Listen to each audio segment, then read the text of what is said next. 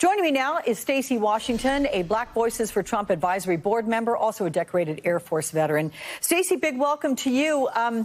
As you heard me reading in those numbers, Trump is either losing or statistically tied in poll after poll, and by somewhat widening margins of late, both nationally and in these key swing states that we're just talking about.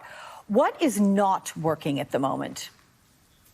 Well, I mean, first of all, you're talking about polls that severely undercount Republicans. The CNN exits from 2016 and 2018 actually show 33% GOP, but this poll only has 26%. So unless 21% of all the Republicans in America have evaporated in 2 years, the poll is actually methodologically skewed. So I don't think that the president is actually in trouble. I think the Democrats are in trouble because they don't have a candidate that they can really get behind. There's almost zero enthusiasm for him. The enthusiasm gap between Trump voters for President Trump at over 90% consistently over the past few years is actually stunning compared to the enthusiasm or lack thereof for Joe Biden as a candidate. Additionally, the Democrats have to deal with the fact that Americans are increasingly becoming aware that Black Lives Matter and Antifa are holding cities hostage in order to influence the vote in November. Mix in coronavirus and the fact that Americans want to see their kids go back to school, and the NEA and Democrats oppose that. And I think everything's up for grabs, and the president's doing fine.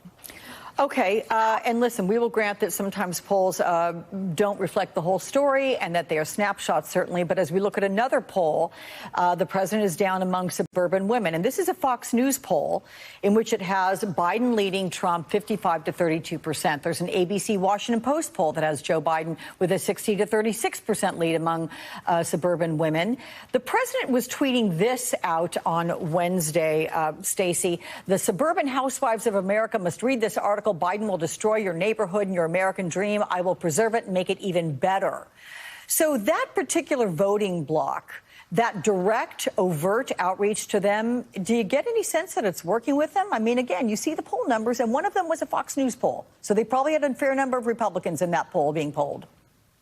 Well, okay, so first of all, Alex, I've never been on your show before, but I really appreciate you having me on today. And I love the fact that you covered that tweet from the president just now, because it really is exactly where I am. And I know so many women here in St. Louis, regardless of political party, we love where we live and we love local control. And so the president supports that. He's a big supporter of federalism, where Joe Biden, he believes in command and control structures that emanate from Washington, D.C. He would actually implement a rule from the Obama administration that would make it impossible for you to live and control how your neighborhoods look in the suburbs. So it would mandate low-income housing go into suburban areas, mixed-use dwellings where you have retail on the main level and living areas above, and that would be mixed into 1/3 of an acre, 1 acre, and multi-acre lots, destroying the peace and tranquility of the suburbs. So if there's one thing that's going to get the attention of American women who are stay-at-home moms, if they're college educated, or they work part-time, they have job sharing, or they're full-time working moms,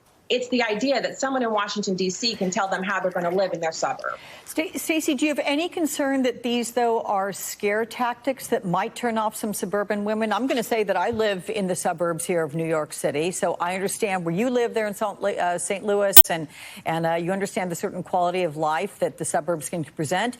Do you think these scare tactics will turn some people off?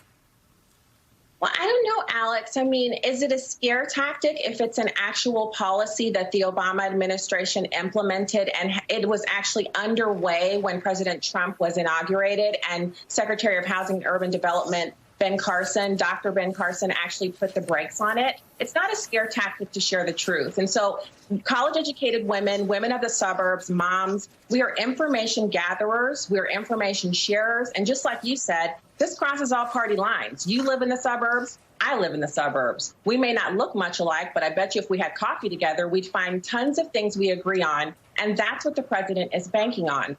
Speaking directly to people, informing them, and then giving them a choice in November. And I think that choice is 4 more years of President Trump. Okay. Stacy Washington, it was very good to meet you on the air, and you come my way, and I'll definitely love to have coffee with you and sit down and talk about what we have in common and that which we differ upon. I think that's what a lot of people need to do these days, frankly, have those conversations. So I'll see you again. Thank you, Stacy.